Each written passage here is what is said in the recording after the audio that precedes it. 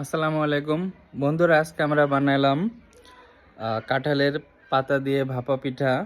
আর দেখতে পাচ্ছেন পিঠাগুলো দেখতে অসাধারণ লাগতেছে। আর যেহেতু পিঠাগুলোর কোয়ান্টিটি কম, এর কারণে এগুলো সিদ্ধ হইতে খুব একটা সমস্যা হয় নাই, পারফেক্টলি সিদ্ধ হয়েছে। তা আপনারা চাইলে বাসায় এইভাবে কাঁঠালের পাতা দিয়ে ভাপা পিঠা তৈরি করতে পারেন, আশা করি ভালোই হবে। বন্ধুরা, আমি যদি আপনাদের একটা পিঠা খুলে দেখাই যে এর ভিতরটা কেমন হয়েছে, তাহলে বুঝতে পারবেন। এই তো আমি একটা খুলতেছি, বিসমিল্লাহ। ওয়াও, দেখতে পাচ্ছেন ভিতরটা কতটা নরম, তো খেতে অনেক ভালো লাগবে। তা তো আপনারাও এইভাবে পিঠাগুলো বানাতে পারেন।